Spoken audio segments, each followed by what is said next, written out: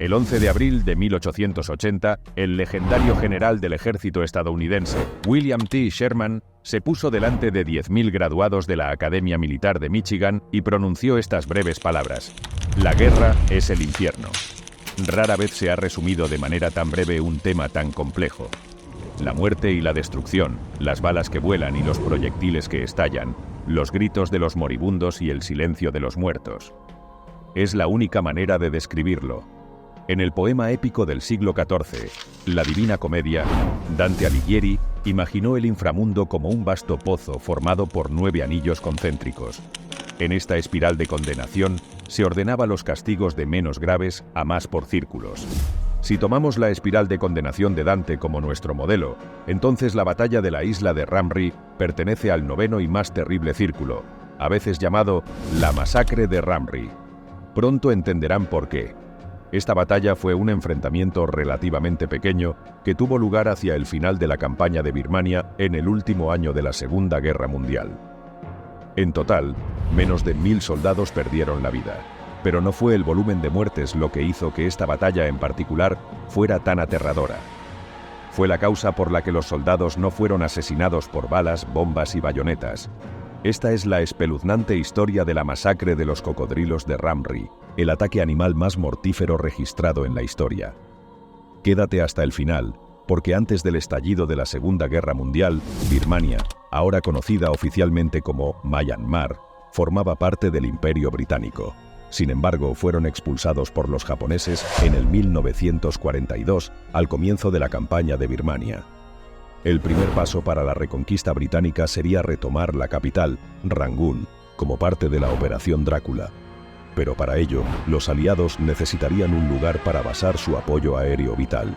La isla de Ramree fue elegida como un lugar estratégico debido a su proximidad a Rangún y sus amplias tierras adecuadas para pistas de aterrizaje.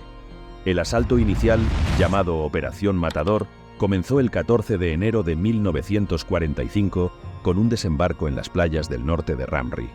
La Marina Británica había observado a soldados japoneses preparándose para la invasión al instalar artillería en cuevas a lo largo de la costa. El HMS Queen Elizabeth y otros barcos aliados se encargaron de eliminar estas posiciones con éxito. Al caer la noche, los ingleses habían asegurado la isla sin mucha resistencia. Al día siguiente, el puerto fue capturado y los aliados avanzaron hacia el sur. Sin embargo, esta vez encontraron una feroz resistencia por parte de aproximadamente 1000 tropas japonesas que lucharon como tigres para defender cada pulgada de terreno. Dado que todos los británicos se concentraban únicamente a través de la isla, se hizo evidente que la resistencia japonesa era inútil. Ramree se perdió. En este punto, el general japonés Kenichi Nagazara tenía que tomar una decisión. La mayoría de los líderes militares simplemente habrían agitado la bandera blanca, pero en este punto de la guerra, los japoneses habían dejado muy claro que preferían morir antes que sufrir la vergüenza de la rendición. En este caso, sin embargo, había una tercera opción: escapar.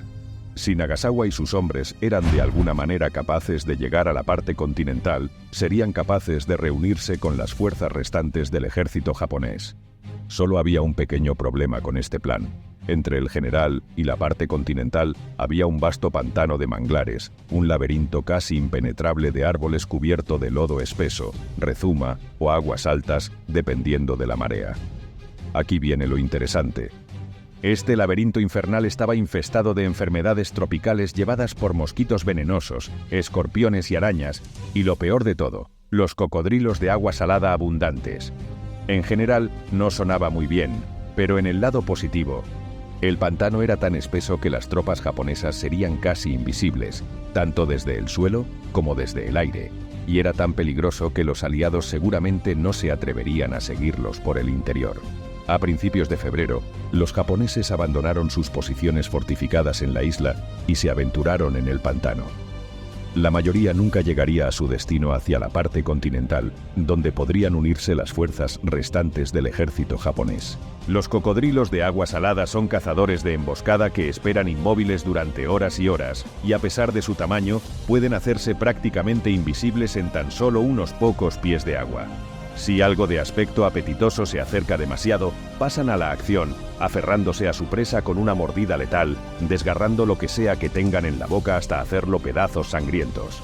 Los soldados japoneses de Ramri entraron en el manglar en muy malas condiciones.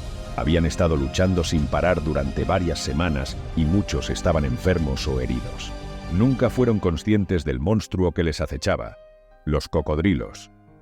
En su mayoría, cazaban por la noche, y a medida que los soldados se aventuraban a través de la selva, fueron devorados uno por uno. Es difícil imaginar lo aterrador que debió haber sido. En un momento, estás caminando tranquilamente a través del pantano a la luz de la luna, y al siguiente, algo enorme se mueve en la oscuridad, y estás siendo arrastrado bajo los escalofriantes colmillos de una criatura lo suficientemente grande como para literalmente tragárselo todo. Algunos de los que estaban allí para presenciar este horror de primera mano han escrito relatos de lo que vieron. Entre ellos, el naturalista Bruce Wright, un capitán de corbeta en la Marina Real canadiense, registró su descripción de la masacre de cocodrilos en su libro de 1962, Wildlife Sketches Near and Far. Según él, esa noche fue la más horrible para cualquier miembro del ejército. Los disparos de rifle se vieron interrumpidos por los gritos de hombres heridos, aplastados en las mandíbulas de los reptiles enormes, creando un infierno que rara vez se ha visto en otro lugar de la Tierra. En el amanecer, los buitres llegaron para limpiar lo que los cocodrilos habían dejado. Cerca de 1000 soldados japoneses habían entrado en los manglares y solo los buitres se quedaron para dar testimonio de su destino. Pero para nuestra sorpresa, en los últimos años, tanto historiadores como herpetólogos que se especializan en reptiles han comenzado a cuestionarse si esta historia tan horripilante puede ser realmente cierta. Después de todo, suena más como algo que verías en una sala de cine que en el teatro de la guerra. Entonces, ¿qué pasó realmente en la Isla de la Memoria hace 80 años? El problema es que ese tipo de matanza de cocodrilos solo podría haber sido posible si el pantano estuviera repleto de miles de cocodrilos de agua salada extremadamente grandes, y, sin embargo, no hay ni la comida ni el espacio para mantener una densidad tan alta de adultos maduros en el manglar de la isla. En pocas palabras, la legendaria historia de la masacre de cocodrilos de Ramri es una imposibilidad ecológica.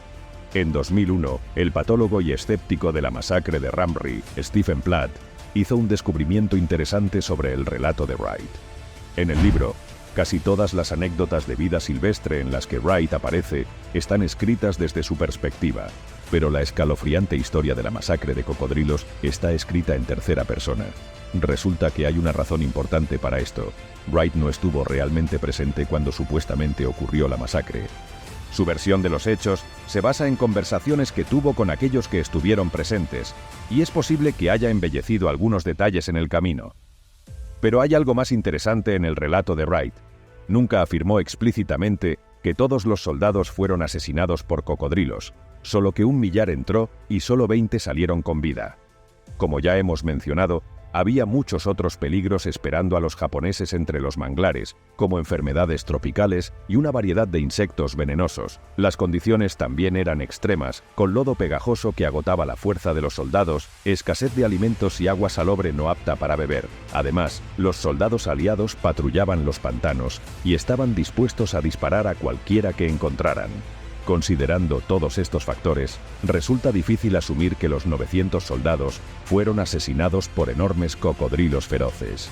La verdad es que nunca sabremos los números reales. Bruce Wright, quien inició toda esta controversia en primer lugar, no estaba allí. La mayoría de aquellos que estuvieron presentes ya no están con nosotros. E incluso si estuvieran, lo que realmente sucedió en lo más profundo de los manglares sigue siendo totalmente desconocido.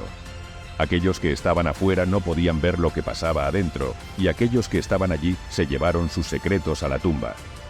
Gracias por quedarte hasta aquí. Si quieres más historias como esta, no dudes darle like y suscribirte.